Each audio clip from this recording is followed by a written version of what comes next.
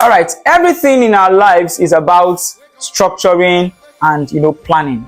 That way we'll be able to know what is next in our lives. So now you're asking, you love this person, she loves you, but I want to believe you are in a relationship already, and I want to believe you say you are not ready for marriage. Now, the goal of relationship is marriage. The goal of relationship is marriage. So if you say you are not ready for marriage, what do you mean? Are you saying you are not ready for marriage now, or you are not ready for marriage in 5 years or in 3 years? Sit down with this person, have a very concise conversation, honest conversation with this person concerning the relationship, for instance, heading toward marriage.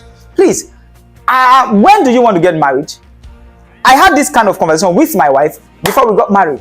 When do you want to get married? She told me the time she wanted to get married. I told her, by that time, I will not be ready. But please, can you wait for so number of years? And she told me, okay, she was going to wait. So we were in agreement as it relates to when we'll get married. So have a conversation with this person in question. But the thing is, if you are not ready for a thing, why step into the thing? If you're not ready for marriage, why enter into love?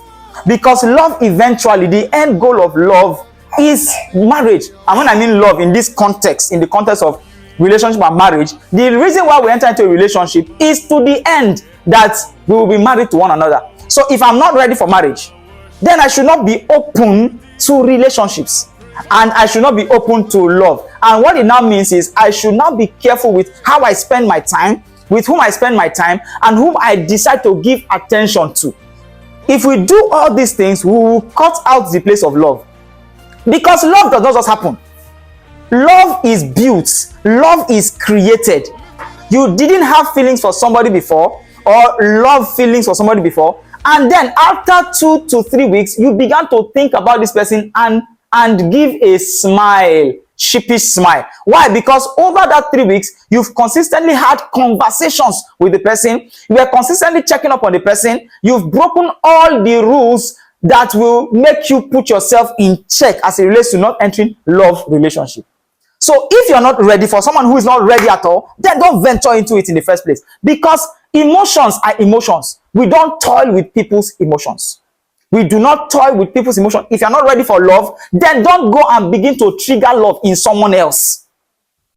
But then, this is my honest advice to you. Sit down with this person, have a very honest conversation with the person, and don't just break it off. If you want to break it off, don't just break it off. Sit down with the person, talk with the person, tell the person, okay, fine, I won't be ready in so number of years, in 5 years. You may want to get married in 2 years.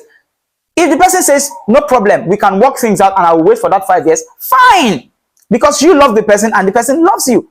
But if not, if the person says, oh, I'm sorry, thank you for being truthful to me, I can't wait, you both go your separate ways and can still be friends. We don't have to quarrel because we didn't eventually get married. So I believe I was able to answer that question. Thank you so much.